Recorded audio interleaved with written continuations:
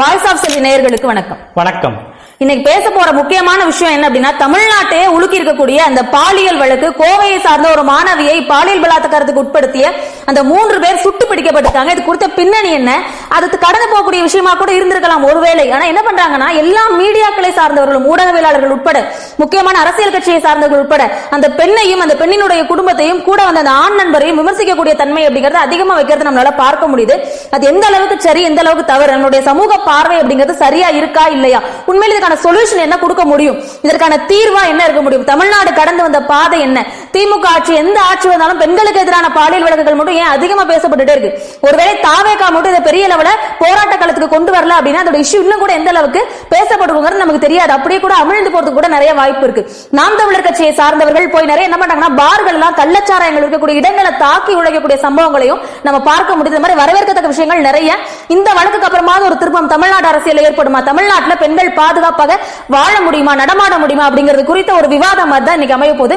Video முழுசா skip பண்ணாம பாருங்க. வணக்கம். வணக்கம். கோவையில கடந்த 3 தினங்களாக எல்லாருமே பேசக்கூடிய ஒரு விஷயமா இந்த பாலியல் வழக்கு அப்படிங்கிறது மாறி இருக்கு. ஒரு ஆண் நண்பரும் ஒரு கிட்டத்தட்ட ஒரு 3 தினங்கள் ஆகுது. சரி. அப்ப என்னன்னா, மெயின் ஸ்ட்ரீம் மீடியாஸ் எல்லாம் பேசுறதுக்கு மறுக்கிறாங்க. இதை பத்தி இன்னும் கூட டீடைலா என்ன பண்ணாங்க, டிபேட் என்னதுக்காம வைக்கிறாங்கல்ல, தேவையில்லாத விஷயங்களுக்கு எல்லாம் வைக்கிறாங்க தானே. பெண்களினுடைய பாதுகாப்பை உறுதி செய்வதற்கு என்னெல்லாம் பண்ணலாம் தமிழக அரசாங்கம் அப்படிங்கறத பத்தி ஏன் எந்த மீடியாக்களும் பேசவே மாட்டாங்க. இப்ப பேச மறுக்கிறாங்க. முடிஞ்ச அளவுக்கு எல்லாருமே இதை பத்தி ஓரளவுக்கு வாய்ஸ் ரைஸ் பண்ணா அப்படின்னா மட்டும்தான். ஏன்னா இந்தியா முழுக்க பேசப்பட்டிருக்கு, நம்ம ஒழிஞ்சிக்க முடியாது, நம்ம மறைஞ்சிக்க முடியாது. சோசியல் மீடியாக்களின் வழியாகவும் நிறைய மாநிலங்கள்ல இதுக்கான போராட்டங்கள் வரைக்கும் முன்னெடுத்திருக்காங்க. ஏன்னா அண்ணா யூனிவர்சிட்டி வழக்கினுடைய வாசமே முடியல, அதனுடைய தீர்ப்பு பெரிய லெவலில் எட்டப்படல. அந்த நிறைய நடந்திருக்கு. கண்டிப்பா அதை பத்தி கரெக்டான ப்ரூஃபோட பேச போறோம் இன்னைக்கு. அதுக்கு என்னென்ன சொல்யூஷன்ஸ் இருக்கலாம் அப்படிங்கறத பத்தி பேச போறோம். எத்தனை தவறுகள் இங்க நடந்திருக்கு, அது எத்தனை மூடி மறைக்கப்பட்டிருக்கு, எத்தனைக்கு நீதி கிடைச்சிருக்கு அப்படின்னா, நீதி கிடைத்த எண்ணிக்கை அப்படிங்கிறது ரொம்ப ரொம்ப ரொம்ப குறைவா இருக்கு. அண்ணா யூனிவர்சிட்டியில அந்த பெண் பாதிக்கப்பட்டதுக்கான சார் யாரு அப்படிங்கிறதுக்கு ஆன்சரே இன்னும் கிடைக்கல. கிட்டத்தட்ட சட்டப்பேரவைகள் வரைக்கும் அதுக்கு குரல் கொடுக்க ஆரம்பிச்சாங்க, எல்லாருமே பேச ஆரம்பிச்சாங்க. விக்டிம் பாதிக்கப்பட்ட பெண்களை குறை கூறக்கூடிய வழக்கத்தை மட்டுமே கையில் எடுத்துள்ளதா ஆளும் கட்சி அப்படிங்கறத பத்தி தான் இன்னைக்கு முழுசா நம்ம விவாதிக்க போறோம். வீடியோ முழுசா பாருங்க.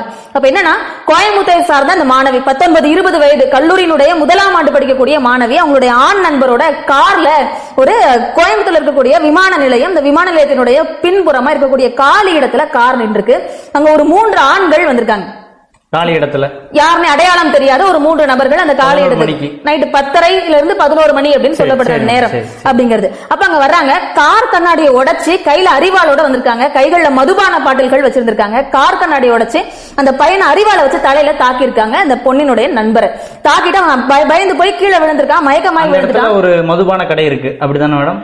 அந்த இடத்துல மதுபான கடை அப்படிங்கிறது இருந்துட்டா கூட பரவாயில்ல, இல்லீகலா பிளாக்ல நிறைய விற்கப்படுது அப்படின்னு ஒரு தகவல் வந்து இருக்கு. பிளாக்ல வந்து விக்கிறாங்க. அரசாங்கத்திற்கு தெரியாமையா அல்லது அரசாங்கத்துக்கு தெரிந்தும் அது மறைக்கப்படுதா, அதுக்கு பின்னாடி என்ன ஊழல் இருக்கு அப்படிங்கறது வானதி ஸ்ரீனிவாசன் அவர்கள் இதை பத்தி பேசியிருக்காங்க. நிறைய வந்து கள்ளப்புழக்கம் அப்படிங்கிறது பிளாக்ல நிறைய விக்கிறாங்க அப்படிங்கிற விஷயம் வந்து அதிகமா பேசு பொருளா மாறி இருக்கு. ஏன்னா 11 மணி 10 மணிக்கு மேல என்ன பண்ண விற்க கூடாது இல்லையா, 11 மணிக்கு அப்புறமா என்ன பண்றாங்கன்னா பிளாக்ல வாங்கி குடிச்சிட்டு அந்த நேரத்துல கைகள்ல மதுபான பாட்டிலோட அங்க வந்திருக்காங்க. வந்து அறிவாளால அந்த பையனுடைய தலையை வெட்டிருக்காங்க. மணிக்கு மேல விக்கிறதே தப்பு. ஆமா, அது 10 மணிக்கு மேல பிளாக்ல அந்த இடத்துல வித்திருக்காங்க. பிளாக்ல வித்திருக்காங்க. நிறைய குற்றச்சம்பவங்கள் அந்த இடத்துல மட்டுமே மையமா வச்சு நடந்திருக்கு அப்படிங்கிற விஷயங்களை அந்த பகுதி மக்கள் இப்ப வாய் திறந்து வெளியில பேசுறதுக்கும் ஆரம்பிச்சிருக்காங்க. அப்ப கார்ல அந்த பையனை தலையில வெட்டுறாங்க, அவன் மயக்கமாயி கீழே விழுந்துடுறான், அவனுக்கு சுயநினைவு இழந்துடுறான். அந்த பெண்ணை தூக்கிட்டு போய் கிட்டத்தட்ட 3 கிலோமீட்டர் டிஸ்டன்ஸ் இழுத்துட்டு போனாங்கன்னு சொல்லப்படுது, தூக்கிட்டு போனாங்கன்னு சொல்லப்படுது. 3 கிலோமீட்டர் காடு அப்படிதானே மேடம்? ஏர்போர்ட்டினுடைய பின்புறம் காலி இடம், இன்டர்நேஷனல் ஏர்போர்ட்டுக்கு என்றே சேர்த்து வாங்கப்பட்ட இடம் அப்படின்னு சொல்லப்படுது. ஆள் நடமாட்டம் இல்லாத இடம். ஆனா என்னன்னா, ஆள் நடமாட்டம் இருக்கணும்னு அவசியம் இல்லை, ஆனால் போலீஸ் பாதுகாப்பு இருந்திருக்கணும் தானே. முக்கியமா இன்டர்நேஷனல் ஏர்போர்ட், முக்கியமான தலைவர்கள் அங்க வரக்கூடிய இடம், சீஃப் மினிஸ்டர்ஸ் வரக்கூடிய இடம். ஏர்போர்ட் சரௌண்டிங்ல கண்டிப்பா பாதுகாப்பு படை இருந்திருக்கணும். மினிஸ்டர்ஸ் வராங்க, எம்எல்ஏ எம்பிக்கள் எத்தனை பேர் வராங்க, முக்கியமான தலைவர்கள் புழங்கக்கூடிய இடமாகும். நிறைய 12 மணி எல்லாம் ரோந்து பணிக்கு காவல்துறை அலையக்கூடிய நேரம்.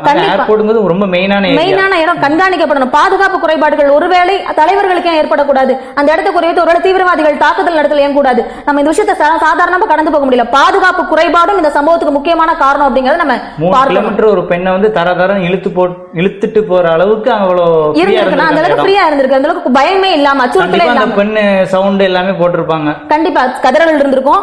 சிசிடிவி கேமராங்கிறது அங்க இல்ல அப்படின்னு சொல்லப்படுது. சிசிடிவி கேமராக்கள் சுத்தி இருக்கக்கூடிய சரௌண்டிங்ல இல்ல அப்படிங்கிறாங்க. அது எந்த இடத்துல? ஏர்போர்ட்ல. அப்ப மற்ற இடங்கள்ல இருக்கக்கூடிய பெண்களுக்கு எல்லாம் எப்படி? மெட்ரோபாலிட்டன் சிட்டியா வளர்ந்திருக்கக்கூடிய கோயம்புத்தூர், கோவை நகரம் நிறைய தொழில்களுக்கு பேர் போன இடம், நிறைய கல்வி நிறுவனங்களுக்கு பேர் போன இடம், மாண்புக்கு பேர் போன இடம், மரியாதைக்கும் தமிழகத்தினுடைய கலாச்சாரத்திற்கும் பேர் போன ஒரு இடத்துல தொடர்ந்து இந்த மாதிரியான சம்பவங்கள் நடக்கிறது எப்படி ஏத்துக்கிறது, எப்படி இதை கடந்து போறது அப்படிங்கறது ஒரு பெரிய கேள்விக்குறிதான். அந்த பெண்ணை எடுத்துட்டு போயிருக்காங்க. அந்த பொண்ணை ரொம்ப துன்புறுத்தலுக்கு உள்ளாக்கியிருக்காங்க. 10:30 மணில இருந்து 11 மணிக்குள்ள அந்த பையனை அந்த தலையில காயம்பட்ட விஷயங்கள்லாம் நடந்திருக்கு. விழிச்சு பார்த்த உடனே 100க்கு எடுத்து கால் பண்றான், போலீஸ்க்கு கால் பண்றான். யார் கால் பண்றா? அந்த பையன் கால் பண்றான். எங்கன்னா சென்னையில இருக்கக்கூடிய கண்ட்ரோல் ரூமுக்கு கால் போகுது. 100க்கு அடிச்சு கால் பண்றான். சென்னைக்கு தான் போகும், சம்பவம் நடந்துட்டு ஆமா இந்த ஏரியால அப்படின்னு அப்படி சொல்லி கால் பண்ணி நேரத்துக்கு அங்க வந்தாங்க. போலீஸ் என்ன பண்றாங்கன்னா கூட ரொம்ப விரைவா துரிதமா ஒரு 20-10 நிமிடங்களுக்குள்ள ஸ்பாட்டுக்கு வர. பரவாயில்ல, இதுலயாவது கொஞ்சம் ஃபாஸ்டா இருக்காங்களே. ஃபாஸ்டா இதுக்கப்புறம் தான் விஷயமே இருக்கு. என்ன பண்றாங்கன்னா கண்ட்ரோல் ரூமுக்கு கால் பண்றாங்க, கால் போகுது. அங்க இருந்து காவலர்கள் 100க்கு மேற்பட்டவங்க எல்லாம் வந்து நிக்கிறாங்க. அந்த பையனை ரெஸ்கியூ பண்றாங்க, காப்பாத்துறாங்க, நடந்த விஷயத்தெல்லாம் கேக்குறாங்க. என்ன போன்ல இந்த பையன் சொல்லியிருக்கான் டீடைல்ஸ் எல்லாமே. கிட்டத்தட்ட 100 காவலர்கள் வராங்க, ஒருத்தவங்க 2 பேர் கிடையாது. அவ்வளவு பேரும் ஸ்பாட்டுக்கு வந்து தேடுறாங்க. அந்த பொண்ணை கண்டுபிடிக்க முடியல. அப்ப என்ன குறைபாடு இருக்குன்னு பாருங்க. ஒருவேளை சிசிடிவி கேமரா இருந்திருந்ததுன்னா கண்டுபிடிச்சிருக்கலாம். அப்படிதான் சுற்றி இருக்கக்கூடிய சரௌண்டிங்ல சிசிடிவி கேமராவே இல்ல அப்படிங்கறதுனால மோப்ப நாயெல்லாம் வச்சு தேடுதல்ல ஈடுபடுறாங்க. காலையில 3 மணில இருந்து 3:30 மணி அளவுல தான் அந்த பெண் கண்டுபிடிக்கப்பட்டாள் அப்படிங்கிற ஒரு தகவல் வருது. இன்னும் நிறைய ஊடகங்கள் அந்த 4 மணி போலீஸ் தான் கண்டுபிடிச்சாங்க. ஆச்சரியப்படுறதுக்கு இல்ல அப்படி நடந்திருந்தா கூட, ஆனா போலீஸ் தான் கண்டுபிடிச்சாங்க. 4 மணிக்குள்ள அந்த பொண்ணை கண்டுபிடிச்சு ரெஸ்கியூ பண்ணி அவளை ஹாஸ்பிட்டல் கூட்டிட்டு போறாங்க. சொல்ல முடியாத நிலைமையில அந்த பொண்ணு இருந்ததா சொல்லப்படுது. அப்புறமா என்ன பண்றாங்க? பாதிக்கப்பட்ட பெண் ஹாஸ்பிடல்ல இருக்காங்க. பாதிக்கப்பட்ட பெண் எதுவும் பாதிப்பு இல்ல அப்படின்னு இன்னைக்கு வந்து சொல்லி மகளிர் ஆணையத்தினுடைய தலைவர் என்ன பேட்டி கொடுக்குறாங்கன்னா, உடல்நிலை சார்ந்து அந்த பொண்ணுக்கு பெரிய பிரச்சனைகள் இருக்கு, அது இல்லன்னு எப்படி சொல்ல முடியும்? உயிர் இருந்திருக்கு, அவ்வளவுதான், உயிர் மட்டும் இருந்திருக்கு.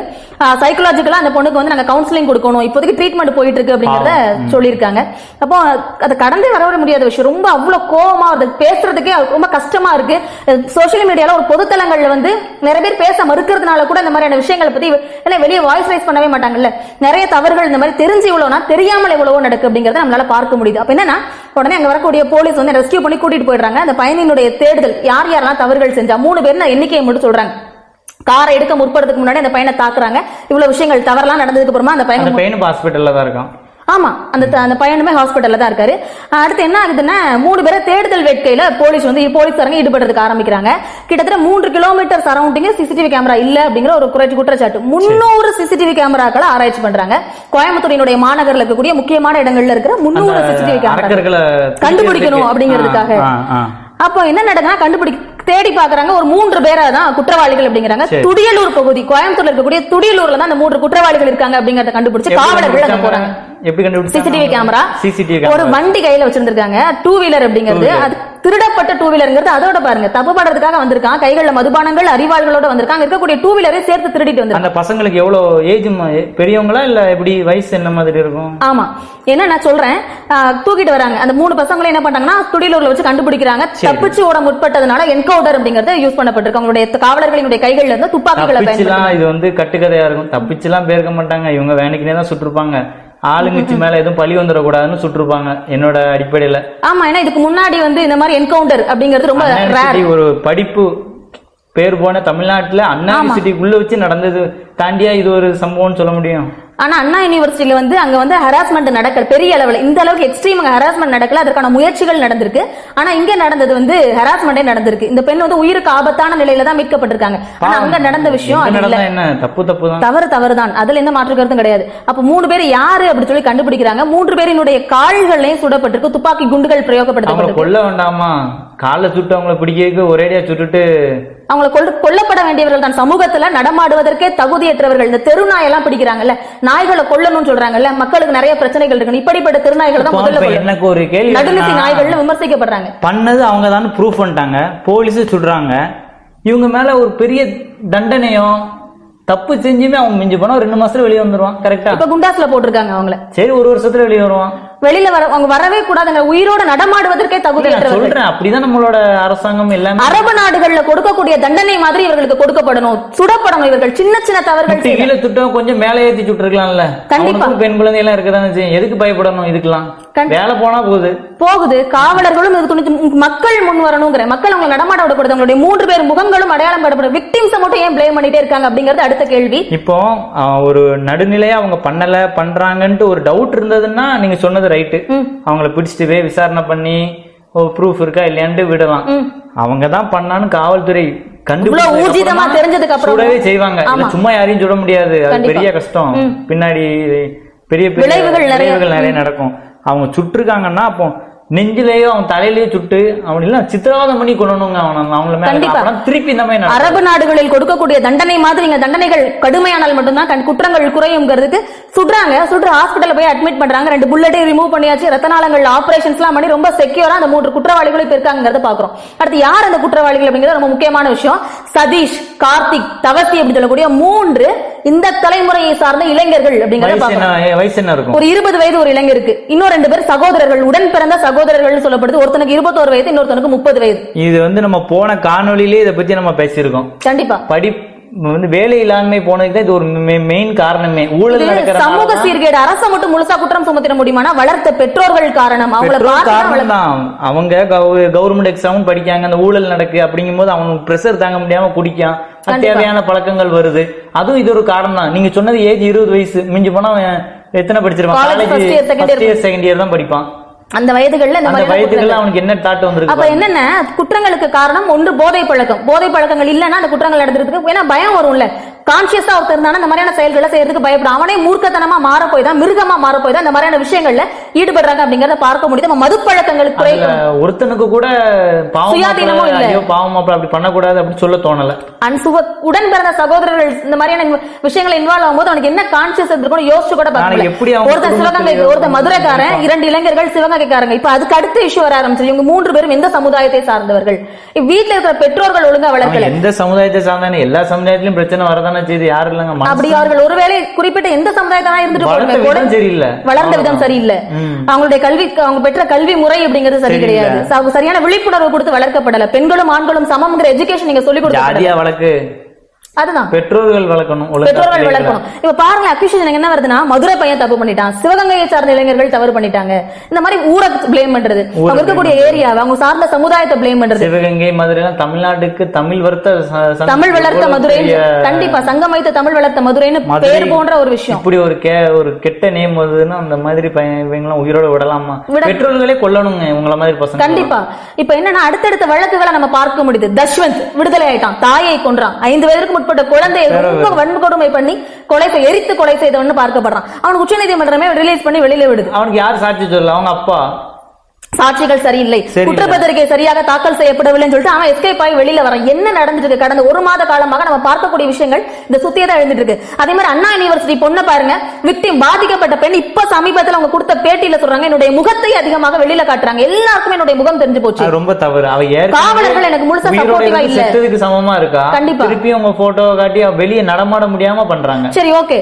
அடுத்து பாருங்களேன், அந்த பொண்ணு பிளேம் பண்ண ஆரம்பிக்கிறா. அண்ணாமலை இதை பத்தி ரொம்ப கண்டிச்சு அவர் பேசியிருந்ததே நம்மளால பார்க்க முடிஞ்சது. எதற்காக? ரொம்ப கோவம் வருதுன்னு பேச அவ்வளவு ஆதங்கத்தோட அவர் பேசியதே இல்லை. எந்த ஒரு பிரஸ் மீட்லயும் பேசியிருக்க மாட்டார். பொதுப்பணிக்குள்ள வந்துட்டாலே, அரசியல்ங்கிறதுக்குள்ள தலை வைத்தாலே அவர்கள் இப்படிப்பட்டதான், இந்த விஷயத்துல இப்படிப்பட்ட ஸ்ட்ராங்கான முடிவுகள் தான் எடுக்கணும். ஆனா இதுல ஒரு கேவலமான செயல், ரொம்ப அருவருப்பு தக்கன செயல் என்னன்னா, அவங்க கூட்டணியில இருக்கிற கட்சிக்காரங்க தான் இத பத்தி ஒருத்தம் கூட வாய திறக்கல. கண்டிப்பா நியூஸ்ல எதுலயுமே ஒரு சமூக வலைதளத்துல ஒரு வீடியோ போட்டு இந்த மாதிரி எல்லாம் பெண்களாவது அட்லீஸ்ட் விழிப்புணர்வா இருங்க, இந்த மாதிரி நேரத்துல கொஞ்சம் தவிர்த்து. திமுக கூட்டணி பேசணும். அவங்க என்ன பேசுறாங்கன்னு நினைச்சீங்க? ரீசெண்ட் டைம்ல அந்த காணொலிகள் பாத்தீங்களான்னு தெரியல. திமுக காரன் மேடை போட்டு பேசுறான். அந்த நேரத்துல அந்த பெண்ணிற்கு அங்க என்ன வேலை? அந்த ஆணோட அங்க என்ன பண்ணிட்டு இருந்தா? இந்த மாதிரியான கேள்விகள் எல்லாம் எழுது. இன்னொன்னு நல்லா புரிஞ்சுக்கணும், பெற்றவர்கள் குழந்தைகளுக்கு பொண்டாட்டிய 11 மணிக்கு மேல எங்கேயும் கூட்டு போக மாட்டானா? அதுதான் சொல்ல வரேன். என்னன்னா கரெக்டான கொஸ்டின். கேட்கிற டோன் தவறா இருந்தாலும் கேட்கக்கூடிய விஷயம் நியாயமானது இல்ல. ஒரு பெண் ஒரு நாளைக்கு சென்னையில ஒரு எக்ஸாம் இருக்கு, இப்போ தென்தேசில இருந்து மக்கள்கள் போறாங்கன்னா முதல் நாள் தான் போவாங்க, பஸ் ஏறி போதான் செய்வாங்க. பெண்கள் மக்கள்கள் ஃப்ரீடமா ஒரு ஊருக்கு போயிட்டு வர முடியல. நல்லா கொஞ்சம் ஒரு நிமிஷம் கேளுங்க. பெண் சரியாக வளர்க்கப்பட வேண்டியவள் தான். அவளுக்கு குடும்ப பொறுப்புகள் இருக்கு. ஒரு ஆணுக்கு அவமானம்னா அவனோட முடிஞ்சிடும். ஒரு பெண்ணுனா மானம்ங்கிறது முழுக்க முழுக்க அவள் மீது தான். சரியாகவோ தவறாகவோ பெண்கள் மேல தவறு வந்து விழும். அப்போ கரெக்டா பெற்றோர்கள் விழிப்புணர்வோடு அறிவுரை சொல்லி வளர்க்க வேண்டிய கடமைகள் இருக்கிறார்கள். அந்த இடத்துக்கு போனது தவறு, ஆனால் அதை பேச வேண்டிய நேரம் இதுவா? அதுக்கு முன்னாடி இத்தனை அவேர்னஸ் கொடுக்காம எங்க போனீங்க? பெண்களுக்கும் ஆண்களுக்கும் விழிப்புணர்வு கொடுக்காம எங்க போனீங்க? ரீசெண்ட் டைம்ல வரிசையா பார்க்க முடியாது. கடந்த 10 ஆண்டுகளாக பாதிக்கப்பட்டவர்கள் மீதே குற்றம் சொல்லக்கூடிய வழக்கத்தை நம்ம பார்க்க முடியுது. டெல்லியில பாதிக்கப்பட்ட 3 பேர் மேல எவனும் குறை சொல்ல மாட்டாங்க. அந்த பிள்ளை 11 மணிக்கு அங்க இருக்கு நொட்ட போச்சுன்னு கேட்கானு. டெல்லியில அந்த ஒரு பெண் பாதிக்கப்பட்டாங்க. எல்லா உலகம் இந்தியா ஃபுல்லா வேர்ல்டு ஃபுல்லா ரொம்ப தெரிஞ்ச ஒரு விஷயமா இருந்தது. என்னன்னா கூட இருக்க குற்றவாளிகள் என்ன சொன்னா ஆண் நண்பரோடு இருந்தாள், அதனால அங்க அவளை பயன்படுத்திட்டோம். ரெண்டாவது அண்ணா யூனிவர்சிட்டி கேம்பஸ்குள்ள அவளுடைய ஆண் நண்பரோடு ஒரு பெஞ்சில் உட்காந்து பேசிட்டு இருந்தா. அதை வீடியோ எடுத்து அவளை மிரட்டி தான் என்ன பண்ணிருக்கான், அபியூஸ் பண்ணிருக்கான். இப்ப ரெண்டாவது, இப்ப மூணாவது அக்யூசேஷன் என்ன சொல்றாங்க, இந்த மாதிரி அந்த பெண் ஆண் நண்பரோட கார்ல இருந்து அதனால இப்படி தவறு நடந்தது. இப்ப இந்தியாவில நடந்தது 4 குற்றங்கள் தானா, அதை தாண்டி நடக்கவே இல்லையா? வெளியே வரல. ஆண்டிற்கு தமிழ்நாட்டுல மட்டும் 800க்கும் மிகாம என்ன பண்ற 800க்கும் குறையாமல் டெய்லி நடக்கதாங்க செய்யுது. வெளியே சொல்லதுக்கு பயந்து அப்படி நம்ம கடந்து போக முடியாது. நம்ம டேட்டாவோட பேச போனோம் அப்படின்னா, தகவலோட ஆதாரத்தோடு பேச போனா ஆண்டுக்கு குறைந்தபட்சம் தமிழ்நாட்டுல மட்டும் 800 பெண்கள், இது யாருன்னா அடல்ட் மட்டும் சொல்றேன், குழந்தைகளை தவிர்த்து, குழந்தைகளுடைய விஷயமே தனி, வெளியில பணிக்கு செல்லக்கூடிய பெண்கள், நடமாடக்கூடிய பெண்கள், வேலைக்கு போகக்கூடியவங்க, வெளியில ஏதாவது தேவை கருதி மருத்துவமனைக்கு போயிட்டு வரக்கூடியவங்க, எங்க பாதுகாப்பு இருக்கு தமிழ்நாட்டுல? காவலர்கள் இப்ப ரீசன்ட் டைம்ல பார்த்தோமே, போலீஸ்காரங்க 2 பேர் பெண்களை வழிமறித்து அவங்கள பிரச்சனை பண்ணது, கலாட்டம் பண்ணக்கூடிய வீடியோ வந்தது. அப்ப யாரை நம்பி கம்ப்ளைண்ட் மேக் பண்ணுவாங்க பெண்கள்? அங்கே அவங்களுடைய பாதுகாப்புங்கிறது அடகு வைக்கப்படுது. இந்த மாதிரி நிறைய நேரங்கள்ல பேசிட்டு தான் இருக்கும். சரி ஓகே, இந்த பெண் அந்த அர்த்தராத்திரியில காட்டுக்குள்ள இந்த மாதிரி தவறான விஷயங்கள்ல தனி அவருடைய ஆண் நண்பர்களோட பேசிட்டு இருந்தா, அதனால இப்படி ஒரு தப்பு நடந்ததுன்னு கடந்து போகக்கூடியவங்க கல்லூரிகள் அண்ணா யூனிவர்சிட்டி கேம்பஸ்குள்ள நடந்ததுக்கு என்ன பதில் சொல்லுவாங்க? அவ்வளவு முக்கியமான கல்வி நிறுவனம், கல்வி நிறுவனம் கிட்டத்தட்ட கோவிலுக்கு இணையானது அப்படின்னு சொல்லப்படுது. அப்போ என்னன்னா ஆட்சியிலேயே அதிகாரத்திலே இருக்கிறவங்களுடைய ஒழுக்கம் சார்ந்த விஷயங்களும் தான் இதுல ரிஃப்ளெக்ட் ஆகுது அப்படிங்கறத பார்க்க முடியுது. தொடர்ந்து நிறைய இந்த மாதிரியான கேசஸ் வந்துட்டே இருக்கு. வருஷத்துக்கு குறைந்தபட்சமாக ஒரு கடந்த 2021 இருந்து முதல் ஆண்டுகள்ல 700, அடுத்து 400, அடுத்த ஆண்டுகள்ல ஒரு 600, இந்த மாதிரி டேட்டாக்கள் அதிகமாயிட்டே தான் போகுது, தவிர குறைந்தபாடு இல்ல. அப்ப யாரு கண்ட்ரோல் பண்ண போற? தண்டனைகள் அதான் முன்னாடி சொன்ன மாதிரி அண்ணா யூனிவர்சிட்டியில சார் யாருங்கிறதுக்கு இன்னும் ஆன்சர் கிடைச்சதா நமக்கு? நம்ம வாழ்க்கையில சொல்லுவாங்க மாதா பிதா குரு தெய்வம்னு. இப்ப பேரண்ட்ஸும் பிள்ளைங்களை ஒழுங்கா வளர்க்கறது இல்ல. குரு அவங்கள என்ன பண்றாங்க, ஸ்கூல்ல இப்ப திருநெல்வேலி மாவட்டத்துல இடையில எடுத்தீங்கன்னா ஒரு காலேஜ்ல டூர் கூட்டு போயிருக்காங்க.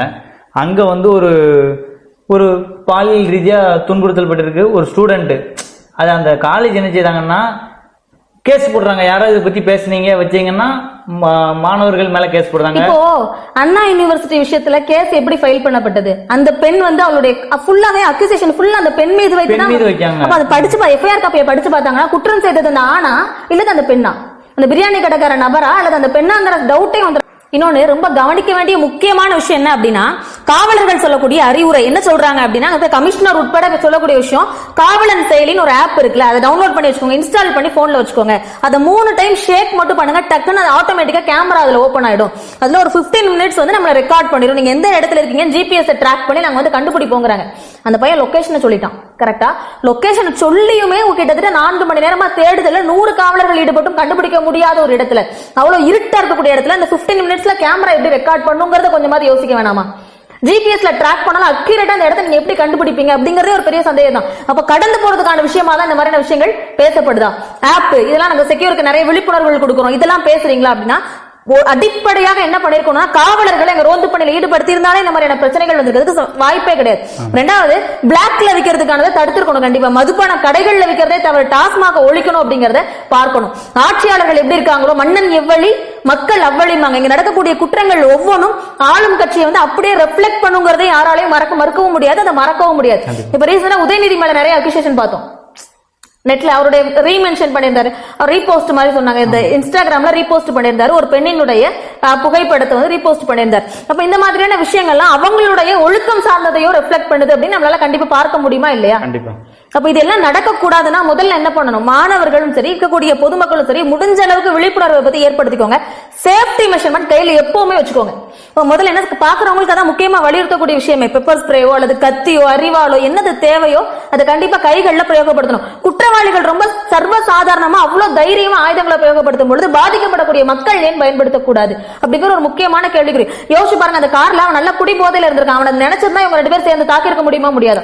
கைகள்ல ஒருவேளை ஆயுதங்கள் இருந்திருந்தது அப்படின்னா ஜேம்ஸ் வாசன் இன்னைக்கு ஒரு ட்வீட் போடுறார், மியூசிக் டைரக்டர், கலைஞர் டிவில வாய்ப்பே இல்லாமல் இருந்த ஒரு மியூசிக் டைரக்டருக்கு இப்ப புதுசா ஒரு ஷோ பண்றதுக்கான வாய்ப்பு கொடுக்குறாங்க. உடனே அவன் சப்ப கட்டு கட்டிட்டு வர்றாரு. ஏன் அந்த பெண் எத்தனை மணிக்கு அங்க போனா? அதை கேட்க தெரிஞ்ச நீ ரொம்ப பாதுகாப்பான இடத்துக்குள்ள இருக்கக்கூடிய அண்ணா யூனிவர்சிட்டியில ஏன் இந்த மாதிரி நடந்ததுங்கிற கேள்வியும் சேர்த்து தானே கேட்கணும். சாட்டை துரைமுருகன் பேசியிருக்காரு, அவருடைய சேனல்ல பேசுறாரு, எல்லாமே ஓரளவுக்கு மோரோவரா கரெக்டா பேசினா கூட அவருமே இந்த வார்த்தையை சொல்றாரு, எதற்காக அந்த நேரத்துல அந்த பெண் போகணும் அப்படிங்கிற விஷயம். அப்போ அது பேசணும் கண்டிப்பா. பெண்களுக்கு ஒழுக்கம் சார்ந்த விழிப்புணர்வு தனியா காணொலி போடுங்க, தனியா விழிப்புணர்வு ஏற்படுத்துங்க. அதையும் இதையும் காம்ப்ளிகேட் பண்ணிக்காதீங்க. குற்றவாளிகளை தப்பிக்க வைப்பதற்கான வேலைகள்ல இதுவும் ஒண்ணு, விக்டிமா வந்து பிளேம் பண்ணக்கூடிய விஷயமும் ஒண்ணு அப்படிங்கறத மறந்துடாதீங்க. முடிஞ்ச அளவுக்கு இந்த வீடியோவை லைக் பண்ணுங்க, ஷேர் பண்ணுங்க, கமெண்ட் பண்ணுங்க, உங்களுடைய கருத்துக்களை பதிவா தெரிவிச்சுக்கோங்க. வாய்ஸ் ஆஃப் செல்வி சேனலை சப்ஸ்கிரைப் பண்ணுங்க. நன்றி.